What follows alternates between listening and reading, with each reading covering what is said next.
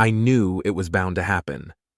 On Sunday, October 8th, just 24 hours after some 3,000 Palestinian terrorists invaded Israel and brutally massacred hundreds of people, while taking hostage more than 200 others, I knew that the news media and social media would quickly turn their thoughts and prayers for Israel into heavily biased empathy for the so-called innocent Palestinians and Gaza's humanitarian crisis, which Hamas and Palestinian allies like Qatar and the United Nations are largely responsible for. Then, when U.S. President Joe Biden flew to Israel on October 18th, he said all the right things like, Hamas committed atrocities that recall the worst ravages of ISIS, unleashing pure, unadulterated evil upon the world. And, we will not stand by and do nothing again, a reference to the United States' lackluster response during much of the Holocaust. I have no doubt that Biden meant what he said, but it wouldn't shock me if he was also trying to attract Jewish and pro-Israel votes for the U.S. presidential election next year. In recent years, Biden's Democrats have appeared to be far less pro-Israel than their predecessors, and certainly compared to the staunchly pro-Israel Republicans. Perhaps Biden and the Democrats were initially sensing that a flamboyant pro-Israel stance could significantly nullify any qualms that the Republican nominee for president could otherwise use as leverage against the Democrats. Hence, why I also knew that it was only a matter of weeks before the United States and other countries would start shifting their public messaging to reveal more private pressure and disagreements in their discussions with Israeli officials. Against the backdrop of growing international and domestic outcry about Palestinian casualties amid Israel's war against Palestinian terror. Just a few days ago, on November 4th, during the Israeli War Cabinet's meeting, U.S. Secretary of State Antony Blinken told Israeli leaders they must do more to ensure non-combatants in Gaza are not harmed in the fighting between Israel and Palestinian terrorists. According to a report, Israeli military chief Herzi Halevi countered by telling Blinken there would be even more casualties if the military took the advice of U.S. generals sent to advise Israel on the operation in Gaza. The report also said that in meetings with Israeli leaders, Blinken stressed American backing for Israel is wall-to-wall, but that public opinion is making it more difficult for the administration to extend such support. You see, in theory, it's pretty easy to support Israel and its mission to eradicate Palestinian terror. In reality, this means accepting that there will be plenty of civilian deaths, since terrorism has effectively been part of the Palestinians' DNA since they decided to become a people in the 1800s. In some cases, it's impossibly difficult to distinguish between Palestinian combatants and non-combatants. In other cases, Palestinian terrorists use their fellow people as human shields, and civilian infrastructure, like schools and hospitals, as safe havens, in some of the most inhumane and sinister ways.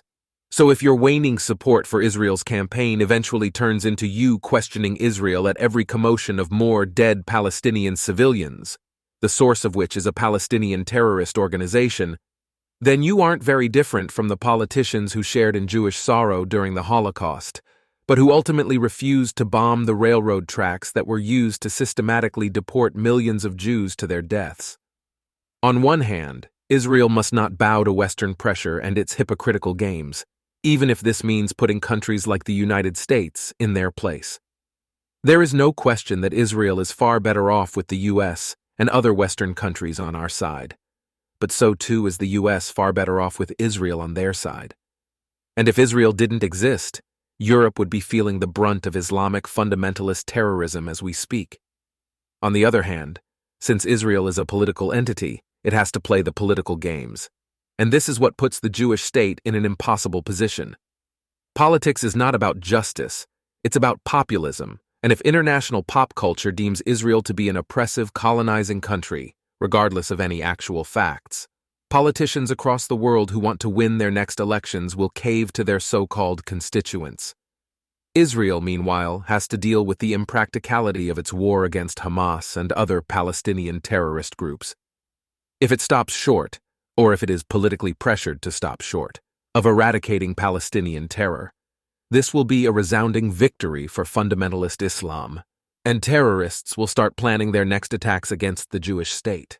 If Israel completes the long, costly, and treacherous work of eradicating Palestinian terror, the result will also be thousands of innocent Palestinian deaths, which will increasingly anger people across the world. Don't be surprised if the peaceful protests you see now turn violent and vicious. Israel has to decide which is more essential, to look good in the eyes of the West or to terrify those in the Middle East. As former Israeli Prime Minister Golda Meir aptly said, "If we have to choose between being dead and pitied and being alive with a bad image, we'd rather be alive and have the bad image." I safely presume that most Israeli politicians and everyday Israelis would agree with her today. And yet, even if Israel tries to look good in the eyes of the West, it will never be able to successfully do so. For decades, Israel has developed the world's most humanitarian army. Israelis have unleashed innovation after innovation, from medicine and defense to high-tech and agriculture, used by much of the Western world. Israeli first responders attend to virtually every major natural disaster, wherever it is in the world. But here Israelis are again, defending ourselves against the Palestinian pogrom on October 7th, which involves going above and beyond to ensure such a tragedy won't happen again. And here again is much of the West scolding Israel, even as they enjoy from Israel's existence, and even if Israel stands for much of the West's values in one of the most dangerous and anti-West regions on Earth. That's why, when push comes to shove, Israel must not bow to Western pressure and its hypocritical games. And if this pressure continues to grow, maybe Israel should think about distancing itself from certain parts of the West. After all, Israel doesn't want to be the overly progressive Western country that many people, including some Jews, want it to be. And frankly, I'm darn happy that Israel doesn't want to be an overly progressive Western country, because democracies who defend overly progressive values are weak, and weakness is a surefire recipe for extinction in the Middle East and potentially other areas of the world, like Europe. Now that I think about it, certain Western countries should look to Israel as a role model state, even with its deficiencies, missteps, and weaknesses. Whereas many people in the West are secular, most Israelis are at least traditionally observant, ranging from what the outside world calls conservative Judaism to the ultra-Orthodox variant. In many cases, this is less to do with God and more to do with historical traditions that are meaningful for Israelis, and Jews, by extension, to uphold and cherish. As Yigal Allon, the former Israeli military commander and politician, used to say, "A man without a past, his present is poor, and his future is shrouded in fog." Whereas many people in the West believe in separation of church and state, most Israelis are receptive to some of their tax dollars being used to fund quintessentially religious institutions, such as synagogues, cemeteries, rabbinical ministries, and parts of the education system that deal with Jewish history and religion. Whereas many people in the West think that militaries should be defunded because I thought there weren't any more wars, most Israelis favor a powerful army in which they and their kids proudly serve, because we live in the Middle East and aren't ignorant about history. Whereas Western cultures uphold, at least in more recent years, individualism and capitalism, most Israelis prefer community and socialism, such as social health care, affordable education, and welfare. Whereas many people in the West want democracy through and through, most Israelis want a Jewish democracy, in which Jews remain the majority, so that the Jewish nature of the state remains intact. After all, what else would you expect from a country that was founded on a return to our indigenous homeland, and on being a safe haven for any Jew everywhere now and in the future? Even with all this said, Israel has, in recent years, lost some of its way.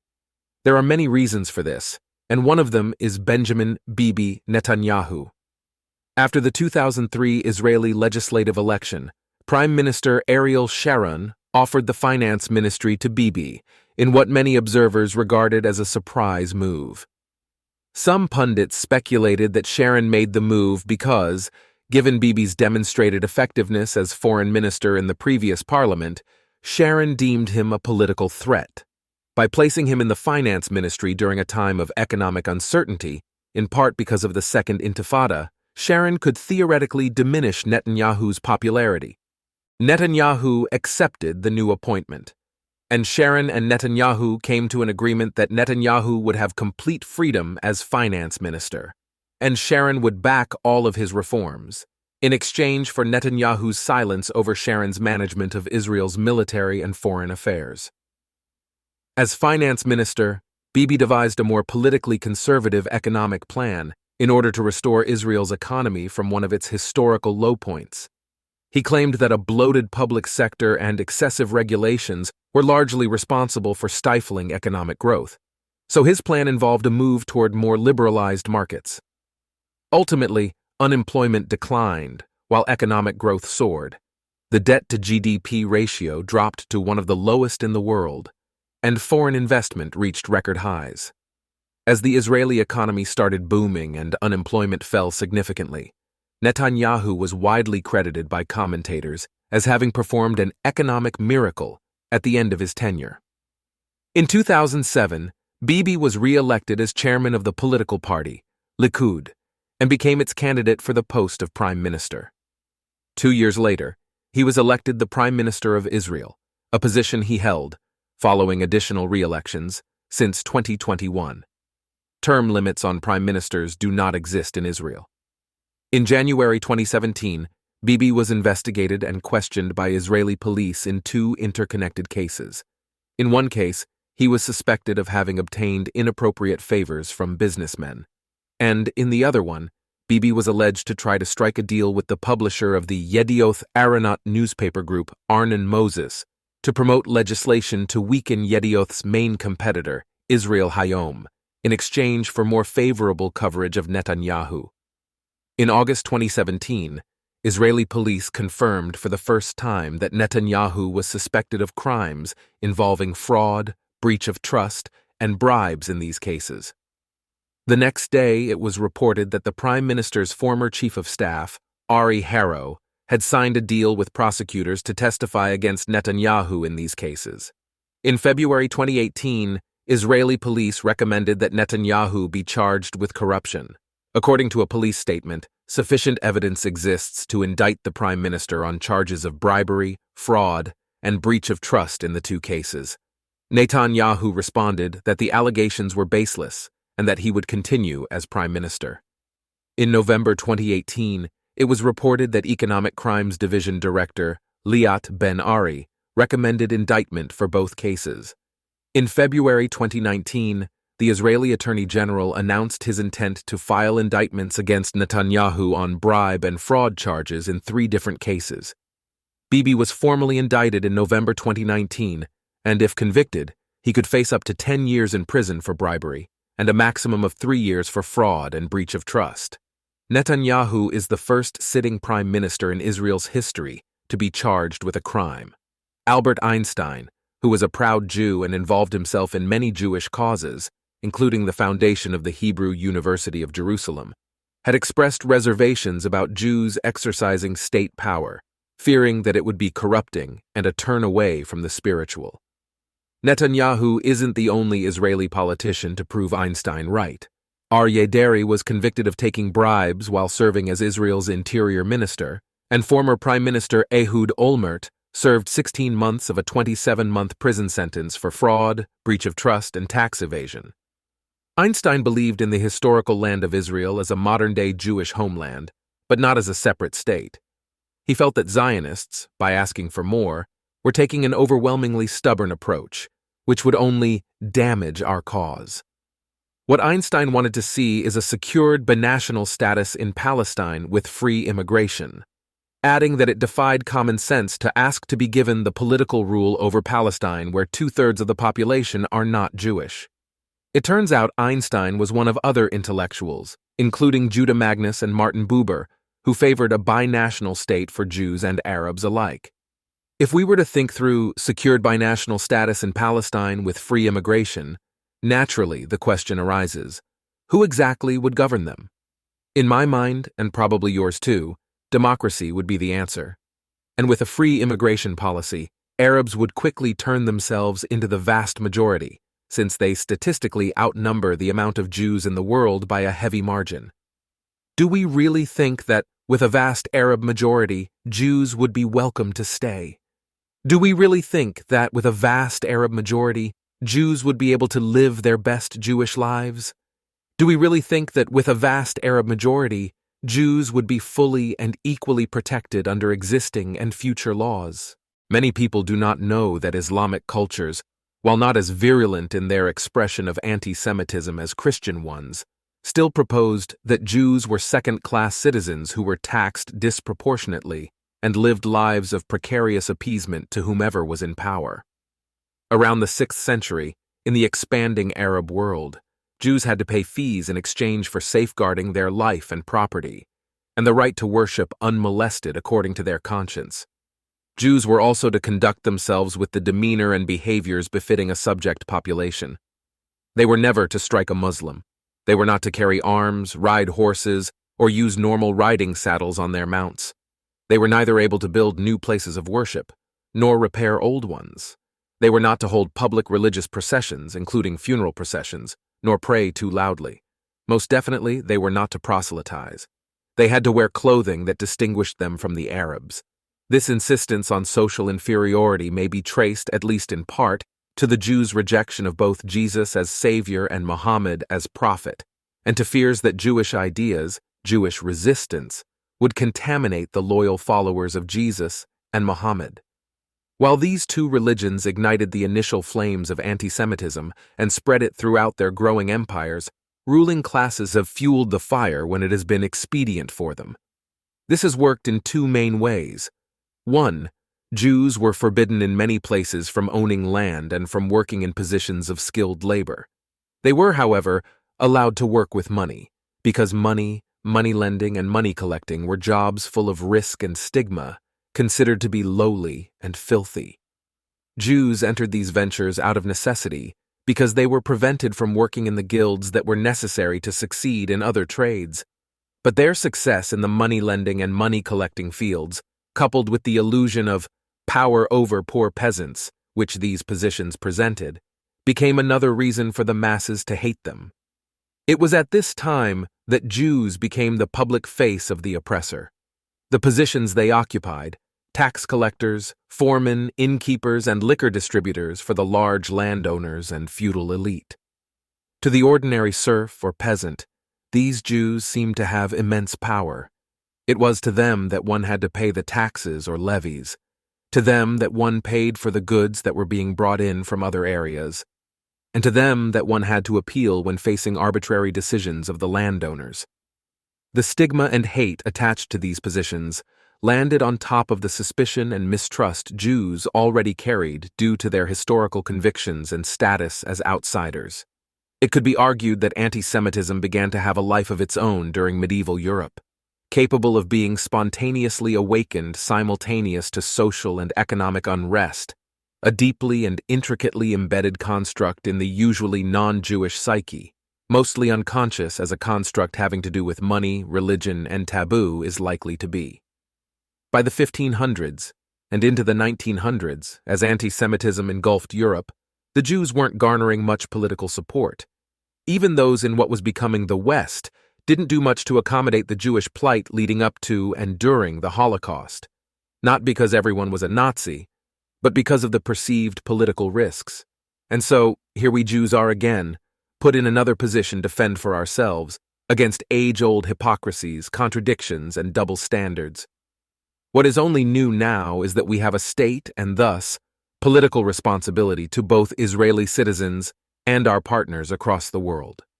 This creates an exponentially impossible dichotomy between, on one end, waning international endorsement of our war on Palestinian terror, and on the other end, ensuring the vast majority Israelis will be satisfied domestically with a resounding victory that sees justice unequivocally served and security painstakingly restored. Of course, this assumes that the war remains between Gaza and Israel, geographically speaking. Once Iran senses that international support is no longer potent, the Iranians could open up additional fronts on Israel's northern borders with Lebanon and Syria and across the Red Sea in Yemen.